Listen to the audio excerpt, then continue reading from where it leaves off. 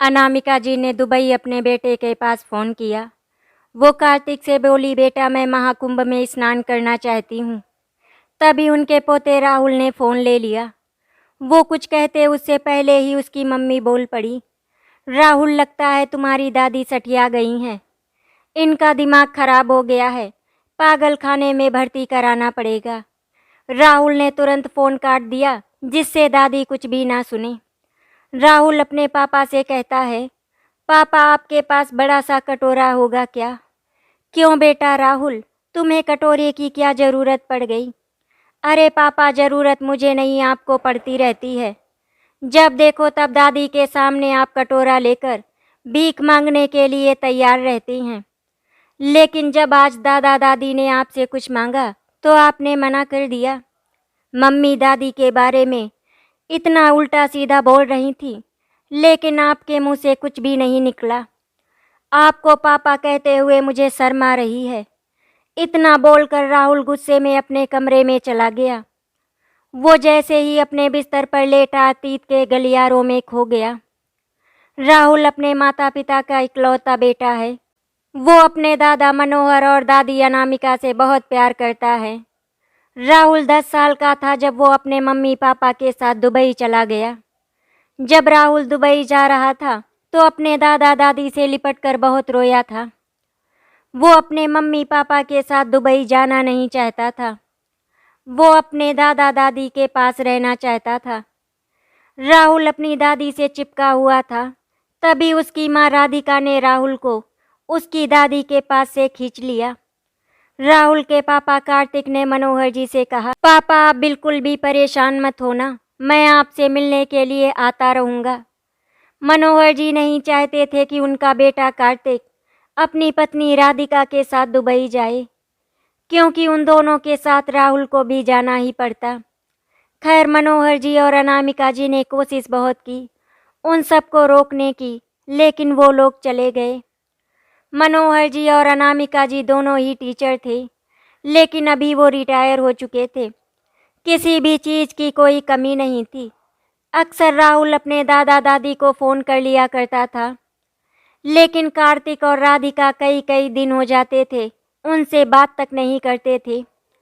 लेकिन अनामिका जी अपने बेटे कार्तिक से बात करने के लिए तड़पती रहती थी।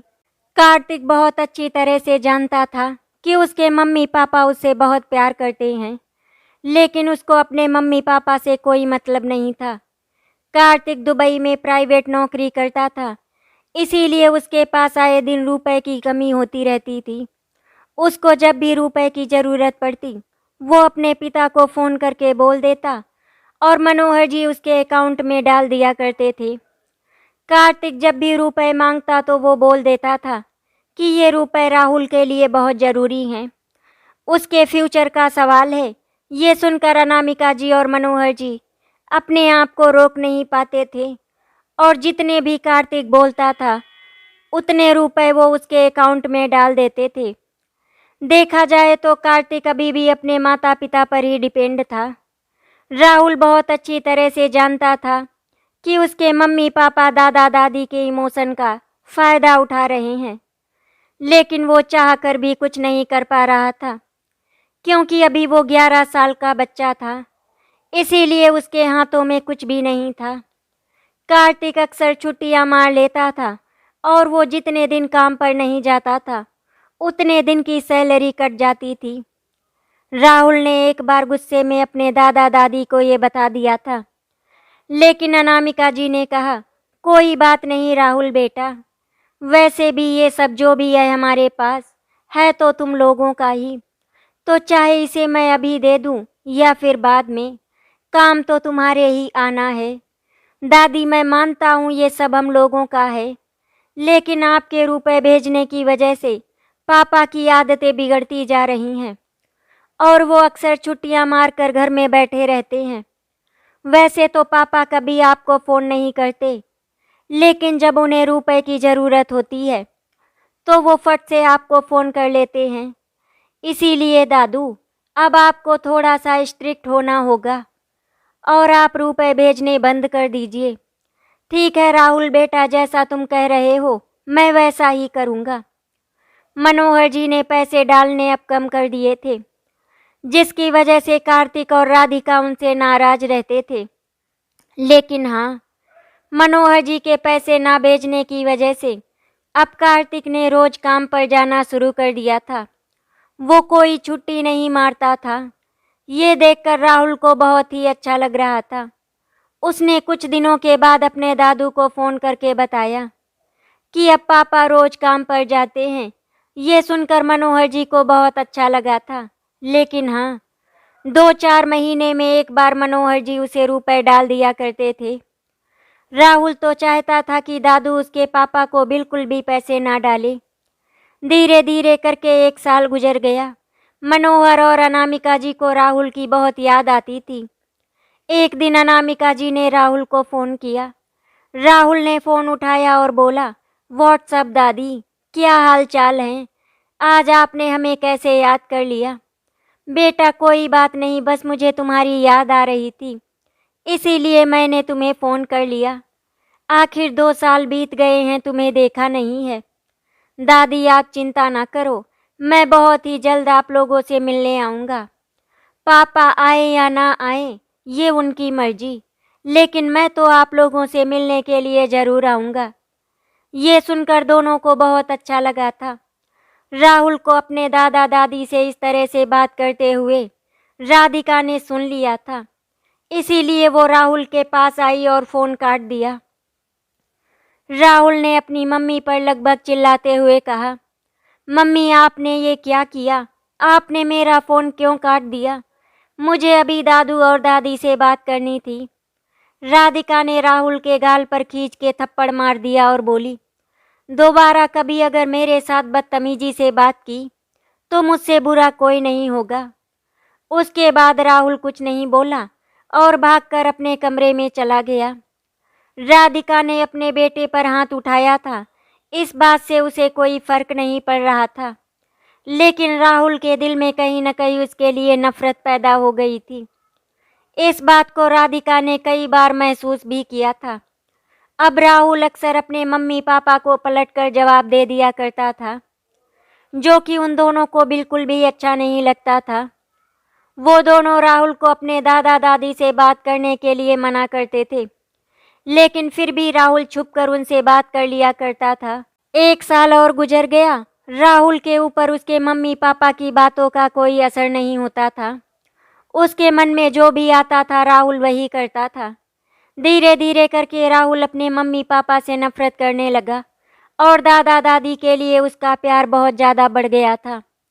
राहुल अपने मम्मी पापा को पलटकर जवाब दे दिया करता था, लेकिन वो कभी भी अपने दादी दादू को पलटकर जवाब नहीं देता था। कभी कभी जब मनोहर और अनामिका जी रोने लगते तो राहुल उन्हें समझाता, दादू दादी आप लोग बिल्कुल भी चिंता मत करो, मम्मी पापा आए या ना आए मैं बहुत जल्द आप लोगों से मिलने के लिए आऊँगा। इसी तरह से 2 साल और गुजर गए। राहुल का बीटेक कंप्लीट हो गया था और उसको वहीं दुबई में नौकरी मिल गई थी। आज राहुल एक सॉफ्टवेयर इंजीनियर है। स्टार्टिंग में सैलरी थोड़ी कम थी, लेकिन फिर धीरे धीरे करके राहुल की सैलरी बढ़ गई। राहुल ने 1 महीने की छुट्टी ली थी, क्योंकि उसके मम्मी पापा कहीं बाहर घूमने जा रहे थे। राहुल के छुट्टी लेने की बात जब उसके मम्मी पापा को पता चली तो वे बहुत खुश हो गए। कार्तिक और राधिका ने राहुल से अपने साथ चलने के लिए कहा, लेकिन राहुल ने उनके साथ जाने के लिए मना कर दिया। उसने अपने पापा से साफ साफ कह दिया था कि वो उनके साथ नहीं जाएगा, बल्कि वो अपने दादा दादी के पास जाएगा। ये सुनकर कार्तिक और राधिका को बहुत गुस्सा आया था, लेकिन वो ये भी बहुत अच्छी तरह से जानते थे कि राहुल उनकी बात नहीं मानेगा, इसीलिए उन्होंने ज़्यादा जिद नहीं की। कार्तिक और राधिका अमेरिका घूमने के लिए निकल गए और राहुल अपने दादा दादी के पास लखनऊ के लिए निकल गया। राहुल ने अपने दादा दादी को नहीं बताया था कि वो उनसे मिलने के लिए आ रहा है। वो 1 महीने की छुट्टियां उनके साथ बिताएगा। राहुल दुबई से लखनऊ के लिए निकल चुका था। आज राहुल बहुत ही ज़्यादा खुश था। 5 साल पहले भी जब वो लखनऊ आया था, जब उसके दादा की तबीयत बहुत ज़्यादा खराब हो गई थी, तब वो सिर्फ 4 दिनों के लिए आया था, लेकिन इस बार वो पूरा 1 महीने के लिए आया है। अनामिका जी और मनोहर जी वृद्धाश्रम में गए थे अपने दोस्तों से मिलने के लिए। बहुत समय से वो दोनों अकेले रह रहे थे, इसीलिए उन्होंने एक वृद्धाश्रम जाना शुरू कर दिया था। वहाँ पर उनकी उम्र के बहुत सारे लोग रहते थे, जिनसे उनकी बहुत अच्छी दोस्ती हो गई थी। दोनों सुबह 11 बजे तक आराम से नाश्ता पानी करके जाते और शाम को 5 बजे तक घर वापस आ जाते। दोनों को पेंशन मिल रही थी, इसीलिए धन की कोई कमी नहीं थी। वो अपनी एक पेंशन उस वृद्धाश्रम में खर्च कर दिया करते थे और एक पेंशन से अपना गुजर बसर कर रहे थे। सुबह 6 बजे अनामिका जी और मनोहर जी उठे। आज अनामिका जी के चेहरे पर एक अलग ही मुस्कान थी, जिसे देखकर मनोहर जी पूछ बैठे, क्या बात है अनामिका, आज तुम सुबह सुबह मुस्कुरा रही हो? अगर कोई बात है तो मुझे भी बताओ। कैसी बातें करते हो जी, मैं तो हमेशा ऐसे ही उठती हूँ। लगता है आपने पहले कभी ध्यान से नहीं देखा। अनामिका, मुझे बातों में बहलाने की कोशिश मत करो, जो भी है सही सही बताओ। अजी, मैं आपको बातों में क्यों बहलाने लगी? जो भी है मैंने वही तो बताया आपको। अब आप जल्दी से उठो, फ्रेश हो जाओ। आपको पता है आज हमें जल्दी से सारा काम खत्म करना होगा, क्योंकि आज वृद्धाश्रम में सबके लिए दही और जलेबी लेकर जाना है। इसीलिए हम लोगों को घर से जल्दी निकलना पड़ेगा। हाँ यार अनामिका, तुम सही कह रही हो, मैं तो भूल ही गया था कि आज हमें जल्दी से निकलना है। अनामिका जी ने फटाफट अपने घर का झाड़ू पोछा किया। तब तक मनोहर जी नहा धोकर हॉल में आ गए। उसके बाद अनामिका जी नहाने के लिए चली गईं। तब तक मनोहर जी ने चाय बना ली। पूजा पाठ करके दोनों ने एक साथ चाय नाश्ता किया और फिर उसके बाद दही जलेबी लाने के लिए निकल गए। मनोहर जी ने वहीं पर बैठकर सामने से करारी करारी जलेबी बनवाई और फिर उसे पैक कराकर वृद्धाश्रम के लिए निकल गए। वहाँ पर सबको दही जलेबी खिलाई और सब बहुत खुश हो गए। दोपहर के 1 बज रहा था। राहुल अपने दादू के घर पहुँच गया। जब वो वहाँ पर पहुँचा तो उसने देखा घर पर ताला लगा हुआ था। ये देखकर राहुल थोड़ा सा उदास हो गया। मनोहर जी के घर के सामने एक छोटा सा पार्क था। राहुल वहीं पर जाकर बैठ गया। राहुल पार्क में बैठकर सारे नज़ारे देख रहा था। तभी वहाँ पर दीनू काका आ गए। उन्होंने जब राहुल को देखा तो वो बहुत ही खुश हो गए। राहुल बेटा, तुम अचानक से यहाँ कैसे? सब ठीक तो है ना? मनोहर ने तो हमें इस बारे में कुछ बताया ही नहीं था कि तुम दुबई से आ रहे हो। आने दो इसे, फिर मैं बताता हूँ। अरे नहीं काका, ऐसी बात नहीं है। मैंने दादू और दादी को भी इस बारे में कुछ भी नहीं बताया। मैं उन्हें सरप्राइज़ देना चाहता था। अरे वाह बेटा, तेरी सोच तो बहुत अच्छी है। अच्छा हुआ जो तू अपने बाप पर नहीं गया। कम से कम तुझे अपने देश से प्यार तो है और एक तेरा बाप है, जिसको दुबई के अलावा अब कुछ दिखाई नहीं देता। लखनऊ को तो जैसे वो भूल ही गया है। राहुल ने कहा, काका मुझे पापा और मम्मी के बारे में कोई बात नहीं करनी है।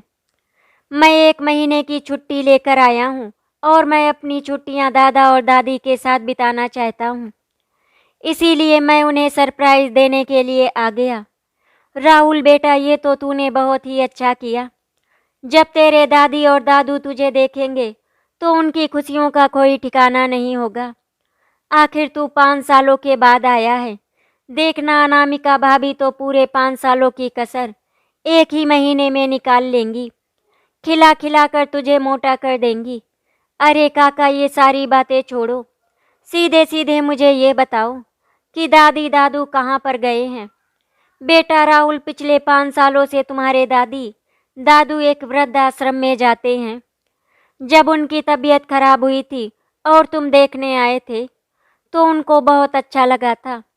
वो अब अकेले नहीं रहना चाहते थे, इसीलिए वृद्धाश्रम जाने लगे। तो काका जल्दी बताओ ना, वो लोग किस वृद्धाश्रम में जाते हैं? बेटा यहाँ से 1 किलोमीटर दूर एक त्रिवेणी वृद्धाश्रम है, उसी में दोनों जाते हैं। चलो मैं तुम्हें लेकर चलता हूँ। राहुल काका के साथ त्रिवेणी वृद्धाश्रम में पहुँच गया और वो बाहर दरवाजे पर खड़ा काका अंदर चले गए। दीनू को वहाँ पर देखकर मनोहर जी और अनामिका जी हैरान रह गए। मनोहर जी ने कहा, अरे दीनू, तू यहाँ पर क्या कर रहा है? क्यों मनोहर, मैं यहाँ पर नहीं आ सकता क्या? मैं किसी और को भी लेकर आया हूँ। चल बाहर चल, तेरे लिए एक सरप्राइज है। अनामिका जी वहाँ पर वृद्ध महिलाओं के साथ बिजी थी और दीनू मनोहर की आंखें बंद करके उन्हें बाहर ले आया।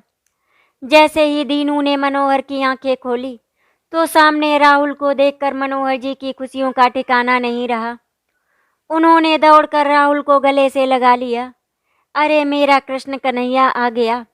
दादू, मैंने आपसे कितनी बार कहा है, मैं कृष्ण कन्हैया नहीं हूँ, मैं तो आपका प्यारा सा लाडला सा पोता हूँ। हाँ हाँ, पता है मुझे। अब जल्दी से अंदर चल, तुझे देखकर तेरी दादी तो पागल हो जाएगी। राहुल जैसे ही वृद्धाश्रम के अंदर गया और अनामिका जी ने उसे देखा, उन्होंने कई बार अपनी आंखों को मला, क्योंकि उन्हें यकीन ही नहीं हो रहा था कि उनका राहुल उनके सामने खड़ा है। एक राहुल ही तो है जिसके लिए वो दोनों जी रहे हैं, वरना उनके बेटे और बहू ने तो उन्हें कब का अकेला छोड़ दिया था। राहुल ने अपनी दादी के पैर छुए और उनके गले से लग गया।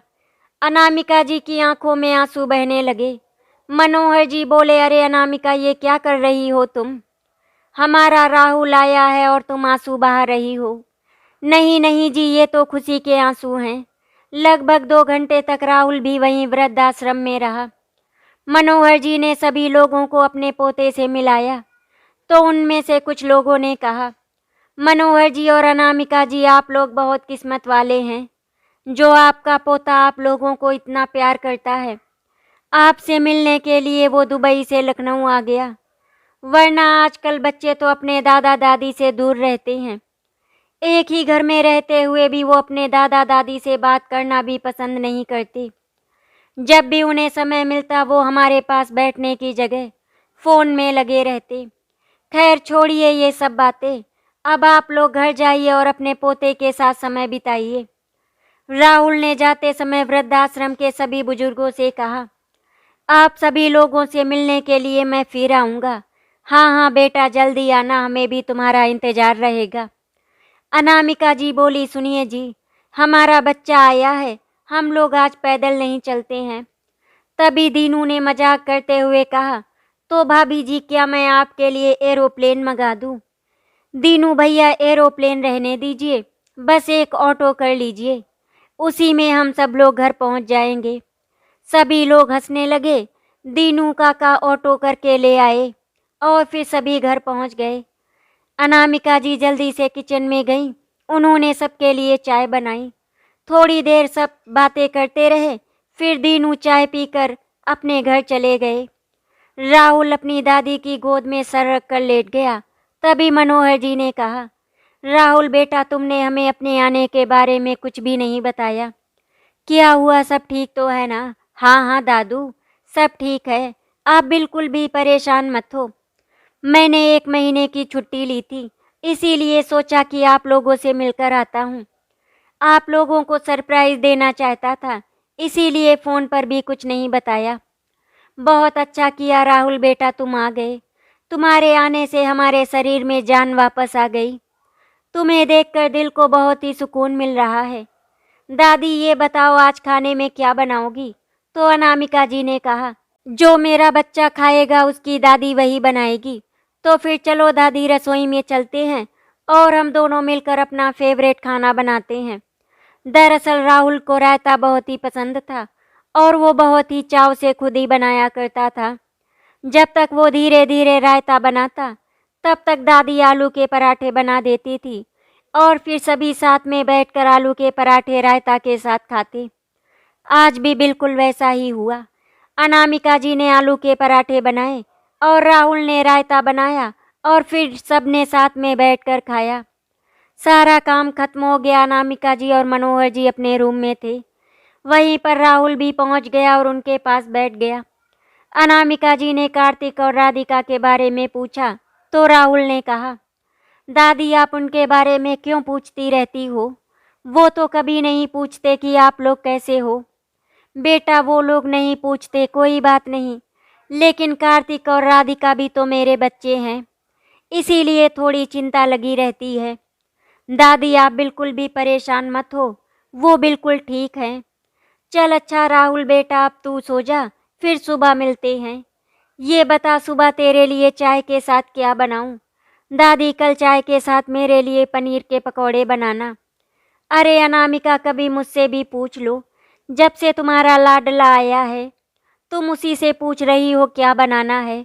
राहुल ने अपने दादू से मजाक किया अंदाज में कहा, दादू आपको मुझसे जलन हो रही है ना? हाँ बेटा क्यों नहीं होगी, अभी तक तो तुम्हारी दादी मुझसे पूछा करती थी कि क्या बनाऊं, और तीनों खिलखिलाकर हंसने लगते हैं। राहुल ने जब अपने दादा दादी को इस तरह हंसते हुए देखा तो उसे बहुत ही सुकून मिला। राहुल वहां से दूसरे कमरे में चला गया आराम करने के लिए। अनामिका जी और मनोहर जी भी सो गए। हफ्ते में एक दिन राहुल मनोहर और अनामिका जी के साथ वृद्धाश्रम में जाने लगा। वहां उसे भी बहुत अच्छा लगने लगा था। धीरे धीरे करके इसी तरह से दिन गुजरते जा रहे थे। एक दिन राहुल दीनू काका से मिलने के लिए गया। दीनू काका की एक बहुत ही प्यारी सी बेटी थी नायरा, जो बहुत ही सुंदर थी। उसने ग्रेजुएशन तक पढ़ाई की थी और इस समय वो घर के कामों में अपनी माँ का हाथ बटाया करती थी। राहुल को नायरा बहुत ही पसंद आई थी। राहुल अपने घर वापस आ गया तो उसने अपने दादा दादी से इस बारे में बात की।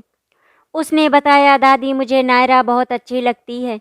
ये सुनकर अनामिका जी की खुशियों का ठिकाना नहीं रहा, क्योंकि एक दिन अनामिका जी ने मनोहर से कह रही थी, काश हमारे राहुल की शादी नायरा से हो जाती। तभी मनोहर जी ने कहा था कि राहुल तो वहाँ दुबई में पला बड़ा है, फिर उसे लखनऊ की लड़की क्यों पसंद आएगी। मनोहर जी ने दीनू से मिलकर नायरा और राहुल के बारे में बात की। दीनू भी ये खबर सुनकर बहुत खुश हो गए थे, क्योंकि उन्हें भी राहुल बहुत ही पसंद था। लेकिन अपनी हैसियत की वजह से उन्होंने कभी नहीं कहा कि वो राहुल को अपने घर का दामाद बनाना चाहते हैं। नायरा दीनू काका की इकलौती बेटी थी, वो उसे बहुत प्यार करते थे। प्यार तो अनामिका जी और मनोहर जी भी नायरा को बहुत करते थे। दीनू काका आज बहुत खुश थे कि उनकी दोस्ती अब रिश्ते में बदलने जा रही है। राहुल का दुबई जाने का समय नज़दीक आ गया था, इसीलिए राहुल एक दिन नायरा को डिनर डेट पर लेकर गया। वहाँ तो उन्होंने आपस में बहुत अच्छे से बात की और दोनों ने नंबर एक्सचेंज किया। इसी तरह धीरे धीरे करके 1 महीना गुजर गया और राहुल दुबई वापस चला गया, ये कहकर कि वो बहुत जल्दी वापस आएगा नायरा से शादी करने के लिए। दुबई पहुंचने के बाद राहुल और नायरा की डेली बात होने लगी थी। अनामिका और मनोहर जी फिर से अपने उसी वृद्धाश्रम में बिजी हो गए। राधिका ने कई बार नोटिस किया कि राहुल किसी लड़की से बात करता है, लेकिन वो ये नहीं जानती थी कि वो नायरा से बात करता है, जो लखनऊ में रहती है। एक दिन की बात है, नायरा अनामिका जी के घर पर गई हुई थी, क्योंकि मनोहर जी किसी काम से बाहर गए थे और अनामिका जी की थोड़ी तबीयत खराब हो गई थी। इसीलिए उन्होंने दीनू से कहकर नायरा को अपने पास बुला लिया था। राहुल ने नायरा को फ़ोन किया तो नायरा ने स्पीकर ऑन कर दिया और राहुल को बताया कि वो उसकी दादी के घर पर है, क्योंकि दादी की तबीयत बहुत खराब हो गई है। ये जानकर राहुल थोड़ा उदास हो गया, क्योंकि वो अपनी दादी से बहुत प्यार करता था। उसने नायरा से कहा, नायरा मेरी दादी का ख्याल रखना, उन्हें बिल्कुल भी अकेला मत छोड़ना।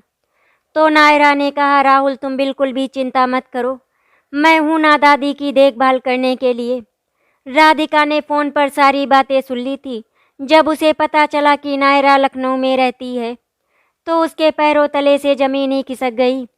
थोड़ी देर बाद जब राहुल ने फ़ोन रख दिया तो राधिका उसके कमरे में पहुंच गई और राहुल पर चिल्लाते हुए बोली, राहुल नायरा लखनऊ में रहती है और तुम उसे पसंद करते हो, तुमने हमें पहले क्यों नहीं बताया? क्यों मम्मी, आपको बताने से क्या फ़ायदा? क्या आप मेरी उससे शादी करवा देती? जब आप लोग खुद ही लखनऊ नहीं जाते हैं दादी दादू से मिलने के लिए, तो फिर वहाँ की लड़की से मेरी शादी कैसे करवाती? मम्मी, आपको दादी दादू से कोई मतलब नहीं होगा, लेकिन मेरे लिए वो बहुत मायने रखते हैं। जब मैं छोटा था तो मेरी दादी ही मेरा ख्याल रखती थी। आपको तो मुझसे कोई मतलब ही नहीं था। अगर मुझे कुछ चाहिए होता था तो मैं आप लोगों से कहने के बजाय दादू से कहता था, और दादू मुझे शाम को डेली घुमाने ले जाया करते थे। आपको तो मेरी पसंद नापसंद का कुछ भी नहीं पता था, लेकिन एक बार दादी से पूछो मुझे क्या पसंद है क्या नहीं, सब कुछ उन्हें पता है। और वैसे भी मम्मी, मैं तो वहीं पर शिफ्ट होने का सोच रहा हूँ। ये सुनकर तो राधिका हैरान रह गई। उसने तो कभी सोचा भी नहीं था कि उसे ये दिन भी देखना पड़ेगा। मम्मी, जैसे आप दोनों दादी दादू को छोड़कर यहाँ पर चले आए, वैसे ही मैं भी दादू दादी के पास चला जाऊँगा उनकी देखभाल करने के लिए। आप लोग अकेले आराम से रहना, क्योंकि आप लोगों को तो अकेले रहना अच्छा लगता है। दादी दादू को अब मेरी ज़रूरत है, इसीलिए मैं उनके पास चला जाऊँगा। राहुल के मुंह से इतना सब कुछ सुनने के बाद राधिका उसके कमरे से बाहर चली गई। वो मन ही मन में सोच रही थी कि मनोहर और अनामिका जी ने ही राहुल को भड़का दिया, इसीलिए वो उनके पास रहना नहीं चाहता, जबकि ऐसा कुछ भी नहीं था।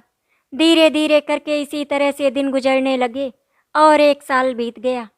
राहुल अपने मम्मी पापा से बहुत ज़्यादा बात नहीं करता था। एक दिन अनामिका जी ने मनोहर जी से कहा, सुनो जी, मैं चाहती हूँ कि इस बार जो महाकुंभ आ रहा है, उस महाकुंभ में हमारा पूरा परिवार हमारे साथ संगम में स्नान करे। मनोहर जी ने तो अनामिका से कहा था कि अनामिका, कार्तिक और राधिका इस बात के लिए नहीं मानेंगे, राहुल तो आ जाएगा। लेकिन अनामिका ने कहा, फिर भी एक बार बात करके तो देखो, क्या पता वो मान ही जाए। इसीलिए मनोहर जी ने अपने बेटे कार्तिक के पास फ़ोन किया था, लेकिन उन्हें अपमान सहना पड़ा। राहुल अभी अपने अतीत में ही खोया हुआ था कि तभी उसे कुछ गिरने की आवाज़ आई, तो उसकी आंखें खुल गईं। थोड़ा सा पानी पीने के बाद वो फिर से सो गया। इधर मनोहर जी और अनामिका जी दीनू के साथ मिलकर महाकुंभ में जाने की तैयारी करने लगे। दीनू की पत्नी कावेरी और उसकी बेटी नायरा भी महाकुंभ में स्नान करने के लिए तैयार हो गए। अगली सुबह जब राहुल उठा तो उसने फिर अपने दादू को फ़ोन करके बताया कि वो लखनऊ आ रहा है। ये सुनकर मनोहर जी बहुत खुश हो गए। अनामिका जी ने तुरंत फ़ोन ले लिया मनोहर से और पूछा, राहुल बेटा, कार्तिक और राधिका भी आ रही हैं ना? तो राहुल ने कहा, दादी मैं उनसे पूछूंगा, अगर वो हाँ कहेंगे तो ठीक है, नहीं तो फिर मैं अकेला आ जाऊंगा। अनामिका जी ने फिर कहा, बेटा एक बार और कोशिश कर लेना, हो सके तो कार्तिक और बहू राधिका को अपने साथ लेकर आना। उन्हें देखने का बहुत मन कर रहा है। कई साल बीत गया, उन दोनों को मैंने देखा नहीं है। वैसे भी अब हमारी ज़िंदगी बची ही कितनी है, कम से कम एक बार अपने बच्चों को देख तो लूँ। मनोहर जी देख रहे थे कि अनामिका की आंखों में आंसू आ गए। उन्होंने फ़ोन ले लिया और बोले, बेटा एक बार अपने मम्मी पापा से कह देना कि वो दोनों एक बार हमें अपना चेहरा दिखा दे, हमारी अंतिम इच्छा समझकर, और हमारे साथ महाकुंभ में स्नान कर ले। मैं मान लूँगा कि भगवान ने हमें सब कुछ दे दिया। दादू दादी, आप लोग ये कैसी बातें कर रहे हैं? आप लोगों को अभी कुछ भी नहीं होगा। आपको तो पता है ना कि अभी आप दोनों को मेरी शादी करनी है, वरना मेरे मम्मी पापा तो आप अच्छी तरह से समझते हैं, वो मेरी शादी नायरा से कभी नहीं होने देंगे। और हाँ, रही बात मम्मी पापा के आने की, तो अब देखो मैं उन्हें कैसे लेकर आता हूँ। ठीक है बेटा, हमें तुम सबका इंतज़ार रहेगा और जल्दी आ जाना। दादू, आज मैं 2 दिनों के बाद की फ़्लाइट का टिकट कराऊंगा, तब तक आप प्रयागराज महाकुंभ में जाने की तैयारी कर लो। हाँ हाँ बेटा, तुम लोग जल्दी आ जाना, तब तक मैं यहाँ पर सारी तैयारी कर लेता हूँ। इतना कहकर मनोहर जी ने फ़ोन रख दिया। राहुल अपने पापा के पास गया और बोला, पापा मम्मी कहाँ हैं, मुझे आप दोनों से कुछ बात करनी है। क्या हुआ बेटा, सब ठीक तो है ना? नहीं पापा, कुछ भी ठीक नहीं है। जैसे ही राहुल ने इतना बोला तो कार्तिक के चेहरे पर चिंता की लकीरें दिखाई देने लगी। उन्होंने तुरंत ही राधिका को बुलाया। राधिका अपने कमरे से बाहर हॉल में आ गई। क्या हुआ कार्तिक, आपने मुझे क्यों बुलाया? तो कार्तिक ने कहा, राहुल हम दोनों से कुछ बात करना चाहता है, इसीलिए मैंने तुम्हें बुलाया। राधिका का गुस्सा अभी तक शांत हो चुका था। उसने बड़े प्यार से कहा, क्या हुआ राहुल, सब ठीक तो है ना? मम्मी मेरे पास ज़्यादा समय नहीं है। अभी 1 हफ्ते पहले जब आप लोग घूमने गए थे तब मेरी तबीयत अचानक बहुत ज़्यादा खराब हो गई थी। मैंने हॉस्पिटल जाकर दिखाया तो मुझे पता चला कि ब्रेन ट्यूमर है और मैं कुछ ही दिनों का मेहमान हूँ। ये सुनते ही राधिका और कार्तिक के पैरों तले से ज़मीन खिसक गई। उन दोनों की आंखों से आंसू बहने लगे। कार्तिक बोला, नहीं बेटा, ऐसा नहीं हो सकता। कभी तुम्हारी तबीयत भी खराब नहीं हुई, फिर अचानक से ब्रेन ट्यूमर कैसे हो सकता है? और वो भी आखिरी स्टेज का, जब कोई इलाज भी नहीं हो सकता। बेटा, डॉक्टर को कोई गलतफहमी हुई होगी या फिर तुम्हारी रिपोर्ट किसी और से बदल गई होगी। तुम्हें ब्रेन ट्यूमर है ये मैं मान ही नहीं सकता। पापा, मानने या ना मानने वाली बात नहीं है, ये फाइनल हो गया है। मुझे ब्रेन ट्यूमर है और मेरे पास सिर्फ और सिर्फ 2 या 3 महीने का समय है। इतना कहकर राहुल वहाँ से चला गया, क्योंकि उसे टिकट करवानी थी लखनऊ जाने के लिए। लगभग 3-4 घंटे के बाद जब राहुल घर वापस आया तो वहाँ का नज़ारा कुछ और ही था। उसकी मम्मी पापा की आंखें बुरी तरह सूज गई थीं और चेहरा भी बहुत ही अजीब लग रहा था। शायद इन 3-4 घंटे में उन्होंने कुछ खाया पिया भी नहीं था, सिर्फ और सिर्फ रोते रहे थे। राहुल उनके पास गया और बोला, आप दोनों ने ये क्या हालत बना ली है? तो कार्तिक और राधिका बोले, बेटा हम तुम्हारे बिना नहीं रह सकते, तुम्हारे अलावा मेरा है ही कौन? अगर तुम्हें कुछ हो गया तो हम जिंदा नहीं रह पाएंगे। राहुल बेटा, तुम मुझे सारी रिपोर्ट दिखाओ। मैं अमेरिका में कई डॉक्टरों को जानता हूँ। मैं तुम्हारी रिपोर्ट उन्हें भेजता हूँ और पता करता हूँ कि क्या हो सकता है। राहुल बेटा, तुम बिल्कुल भी चिंता मत करो, मैं तुम्हें कुछ भी नहीं होने दूंगा। लेकिन पापा, अगर आप मेरा इलाज करवाएंगे तो उसमें बहुत सारे रुपए लगेंगे। इतने सारे रुपए हैं, आप कहाँ से लाएंगे? बेटा तुम बिल्कुल भी चिंता मत करो, कुछ रुपए मेरे पास भी हैं और बाकी जो भी कम पड़ेंगे मैं तुम्हारे दादाजी के सामने हाथ जोड़कर मांग लूँगा। पापा फिर से वही, मुझे बीमारी हुई तो भी रुपए आप दादू से ही मांगेंगे? आपके पास इतने रुपए भी नहीं है कि आप मेरा इलाज करवा सके। तो फिर आप दोनों यहाँ दुबई में क्या कर रहे हो? जब पैसे दादू से ही लेने हैं तो फिर आप उनके साथ क्यों नहीं रहते? वही लखनऊ में ही नौकरी क्यों नहीं करते? जब आपको पता चला कि मैं आपको छोड़कर जाने वाला हूँ तो आप इतना परेशान हो रहे हैं, तो फिर सोचो पापा, जब आप दादू और दादी को अकेला छोड़कर यहाँ चले आए तो इतने सालों में वो कितना परेशान हुए होंगे। यहाँ आने के बाद आपने उनसे कभी मिलने की ज़रूरत भी नहीं समझी। आखिर क्यों पापा?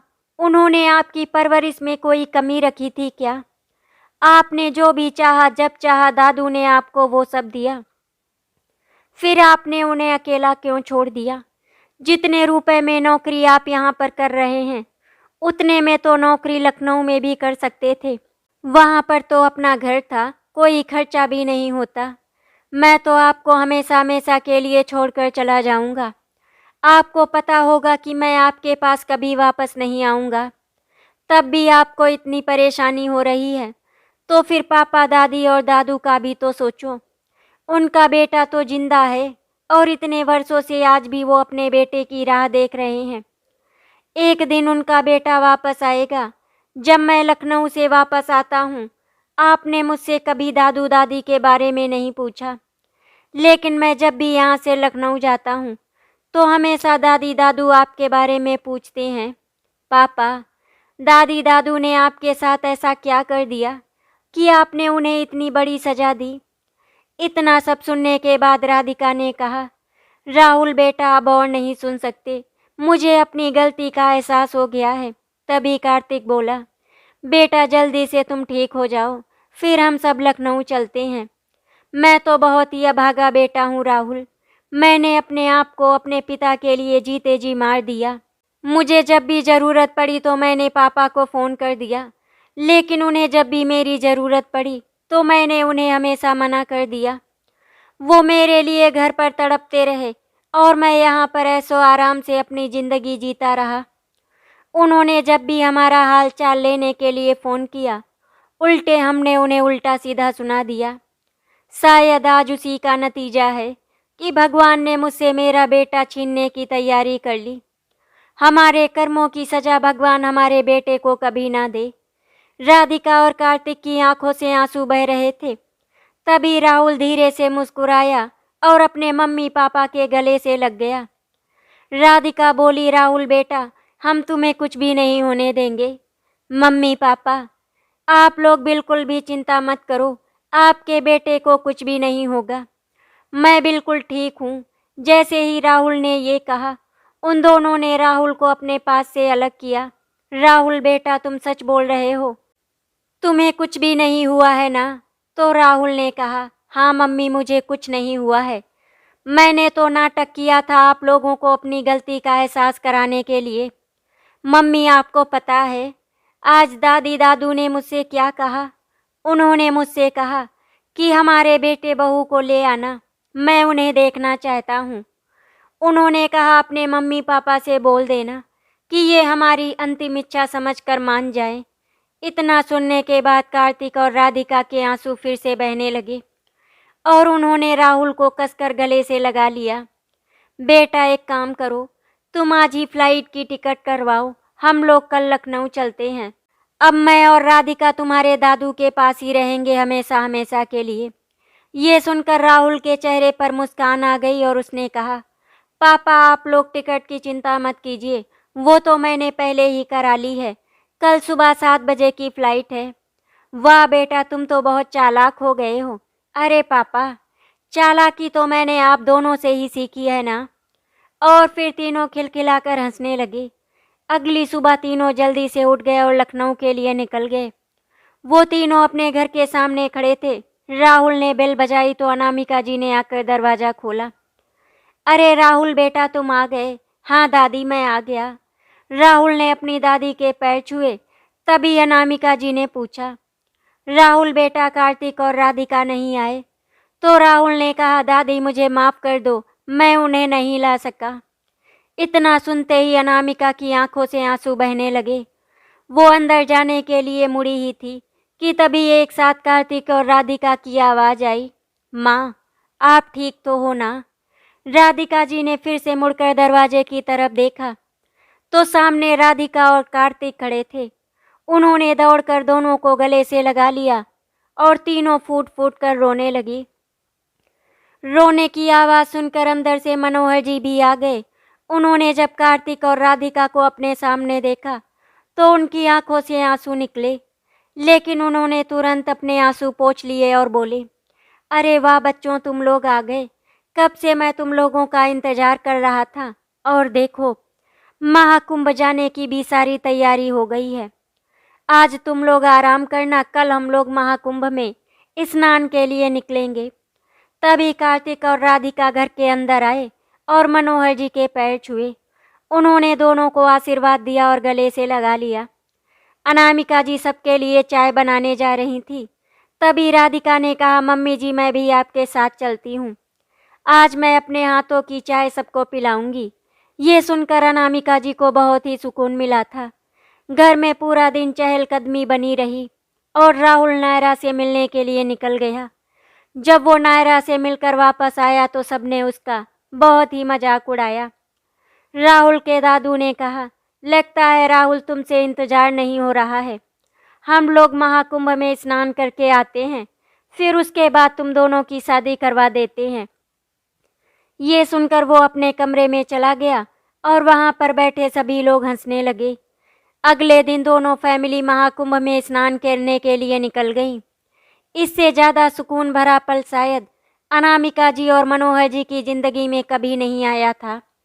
महाकुंभ में स्नान करने के बाद मनोहर जी अपने आप पर बहुत ही गर्व महसूस कर रहे थे, क्योंकि आज उन्होंने अपनी पूरी फैमिली के साथ महाकुंभ में स्नान किया था। इससे ज़्यादा खुशी का पल उनके लिए कोई हो ही नहीं सकता था।